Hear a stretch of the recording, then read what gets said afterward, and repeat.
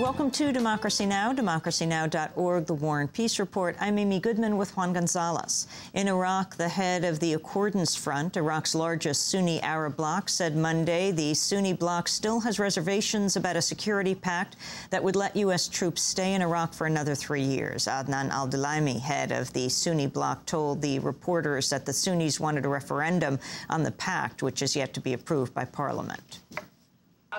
We need guarantees for the future, since we are afraid for the future because our role will be marginalized. We will be exposed to daily arrests and operations that should be stopped. The government and the U.S. forces should work together to ensure Iraqis will not be arrested, searched, or killed. The best solution that we see is the referendum, as the Islamic Party asked for before. This comes as followers of Shia cleric Muqtada al-Sadr made a bid to block the status of forces agreement in Parliament. Supporters of the security pact say it'll force all U.S. troops to leave Iraq by 2011. But in Washington, top U.S. officials are suggesting this may not be the case. Joint Chiefs of Chair Admiral Mike Mullen said, quote, 3 years is a long time. Conditions could change in that period of time. White House Press Secretary Dana Perino claimed on Monday the security agreement included only aspirational dates for withdrawal. In Afghanistan, the Taliban's rejected an offer of peace talks with Afghan President Hamid Karzai. The Taliban says it will not negotiate until foreign troops leave Afghanistan. On Sunday, Karzai offered to provide security for Taliban leader Mullah Muhammad Omar if he agrees to negotiations. A congressionally mandated report released Monday concluded that Gulf War syndrome is a legitimate condition suffered by many more than 175,000 U.S. war veterans who were exposed to chemical toxins in the '91 Gulf War. The report could help veterans who've battled the government for treatment of a wide range of unexplained neurological illnesses, from brain cancer to multiple sclerosis. The Research Advisory Committee on Gulf War Veterans' Illnesses said, quote, scientific evidence leaves no question that Gulf War illness is a real condition with real causes and serious consequences for affected veterans. The reports link the illness to a drug given to troops to protect against nerve gas and to pesticides that were widely used to protect against sandflies and other pests. For much of the past 17 years, government officials have maintained Gulf War veterans were merely suffering the effects of wartime stress. The business news channel CNBC is estimating the U.S. government's already spent more than $4 trillion over the past year on corporate bailouts, loans, and other efforts to combat the financial crisis. That's more than what was spent on World War II, if adjusted for inflation. CNBC calculated the figure based on what it described as a complicated cocktail of budgeted dollars, actual spending, guarantees, loans, swaps, and other market mechanisms by the Federal Reserve, the Treasury, and other offices of government.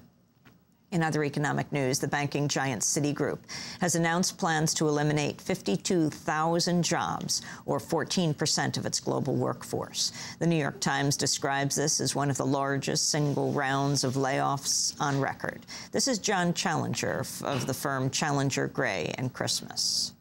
It's a big mega layoff, largest of the year, and we haven't seen many layoffs of this size over the last decade. It certainly signals the depth of the problems in financial services and in the U.S. economy when a company of this size can do such large job cuts. At least a half dozen of President-elect Barack Obama's new transition team leaders were among Obama's top fundraisers who bundled cash for him on the campaign trail. 4 of them raised $500,000 or more for the Obama campaign. Some public interest advocates have expressed concern over the links.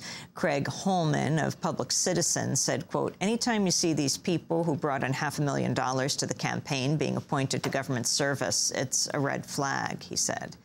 The Associated Press reports Barack Obama's incoming administration is unlikely to bring criminal charges against government officials who authorized or engaged in torture during the Bush presidency.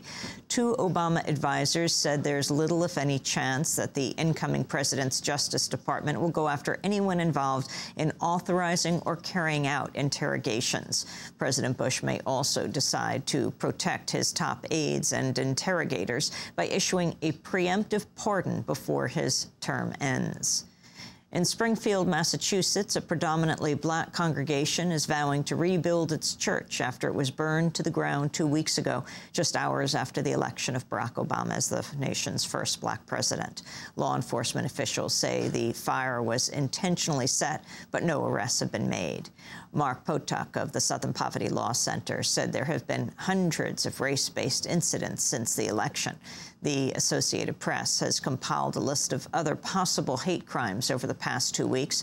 Crosses were burned in yards of Obama supporters in Hardwick, New Jersey, and Apalachin Township, Pennsylvania.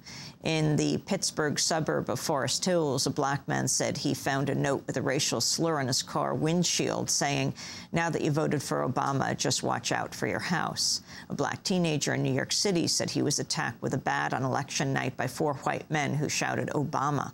In Standish, Maine, a sign inside the Oak Hill General Store read, "Osama Obama Shotgun Pool." Customers could sign up to bet $1 on a date when Obama would be killed. At North Carolina State University, 4 students admitted writing a sign on the campus that called for shooting Obama in the head. And in Idaho, 2nd and 3rd grade students on a school bus in Rexburg were heard chanting, "Assassinate Obama." The Bush administration's coming under wide criticism for its proposal to lease more than 50,000 acres for oil and gas drilling in Utah, including areas adjacent to Arches National Park and Desolation Canyon. The Bureau of Land Management is planning to hold the auction on December 19th. The Bureau announced the proposal on Election Day. The National Park Service's top official in Utah called the proposal shocking and disturbing. Stephen Block of the Southern Utah Wilderness Alliance said, quote, "This is the fire sale, the Bush administration's last great gift to the oil and gas industry." The United Nations Climate Agency has given a stark warning on greenhouse gases, reporting on Monday levels of emissions in the developed world are increasing. The warning came 2 weeks ahead of the UN Climate Change Conference in Poznan, Poland. This is the agency's General Secretary, Ivo de Boer. Since the year 2000, industrialized country emissions have been clearly on the rise.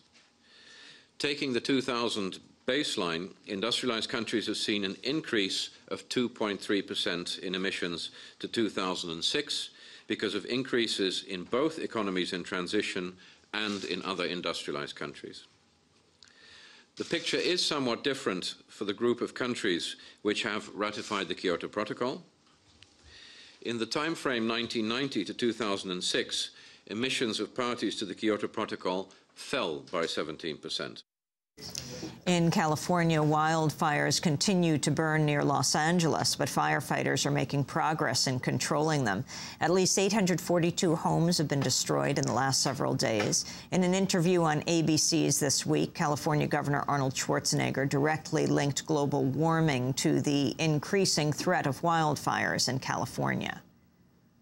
Through global warming, we have now a fire season all year round. We used to have fire seasons only in the fall, but now the fire seasons start in February already. So this means that we have to really upgrade and have more resources, more fire engines, more manpower, and all of this, which of course does cost extra money. In other climate news, Dutch police arrested more than 80 Greenpeace activists on Saturday after activists chained themselves to structures and machinery at the site of a new coal-fired plant station in Rotterdam. In news from Africa, a group of Somali pirates have hijacked a Saudi supertanker 450 nautical miles off the coast of Kenya. The supertanker is 3 times the size of an aircraft carrier. The tanker holds up to 2 million barrels of oil, more than a quarter of Saudi Arabia's daily exports. It's the largest vessel ever seized by a Somali gang. According to Al Jazeera, there have been 63 reported incidents of piracy this year off the coast of Somalia. 13 vessels are being held with a total of 275 crew members. The Pentagon's acknowledged the military has held 12 juveniles at Guantanamo, 4 more than previously acknowledged.